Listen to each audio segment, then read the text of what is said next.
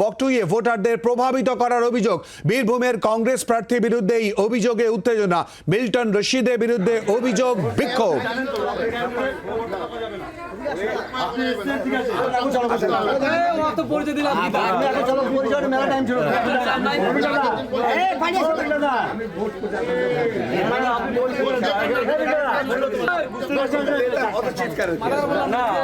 জানবো এই নিয়ে কথা বলে সঙ্গে রয়েছে আমাদের প্রতিনিধি প্রসেনজিৎ বালাকার। প্রসেনজিৎ, ঠিক কি অভিযোগ উঠেছে, ঠিক কি পরিস্থিতি তৈরি হয়?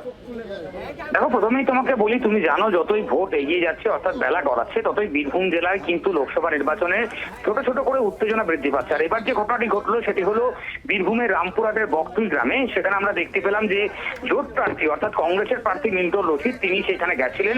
বুথে তিনি কর্মীদের, বুথে যারা ভোটার ছিলেন তাদের সাথে কথা বলছিলেন।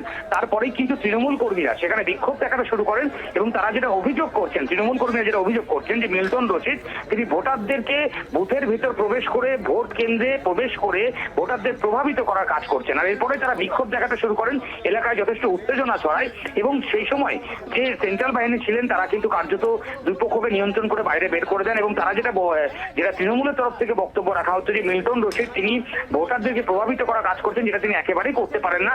এরপরে বেশ কিছুক্ষণ এলাকা উত্তপ্ত হয়ে থাকে, যদিও নির্বাচন প্রক্রিয়া সুষ্ঠুভাবেই চলছিল, এখনো চলছে, কিন্তু এলাকায় কিছুটা হলেও উত্তেজনা আছে। এবং বিক্ষোভের পর সেখান থেকে কিন্তু মিল্টন রশিদ যিনি প্রার্থী তিনি বেরিয়ে গেছেন এবং মিল্টন রশিদের যেটা দাবি যে তিনি কোনোভাবেই ভোটারদের প্রভাবিত করেননি এবং মিথ্যা অভিযোগে তাদের মাটি হারিয়ে যাচ্ছে বলে শাসক দল ইচ্ছা করে এই বিক্ষোভের ঘটনা ঘটাচ্ছে এবং উত্তেজনা ছড়ানোর চেষ্টা করছে। যদিও এই ঘটনাতে এই মুহূর্তে দাঁড়িয়ে ওই বুথ কেন্দ্র অর্থাৎ বকটুইয়ের যে বুথ, সেই বুথ আপাতত নির্বিঘ্নে ভোট গ্রহণ পর্ব চলছে, কিন্তু এলাকায় কিছুটা উত্তেজনা রয়েছে এবং মিল্টন রশিদ এই বিক্ষোভের পরই সেখান থেকে কিন্তু বেরিয়ে চলে যান।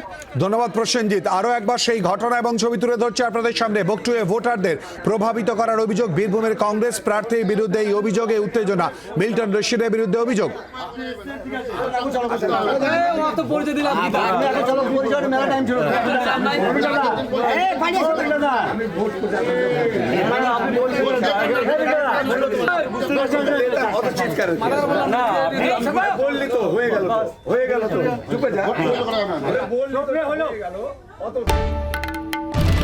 বাংলার আওয়াজ, বাঙালির আবেগ, জি 24 ঘন্টা।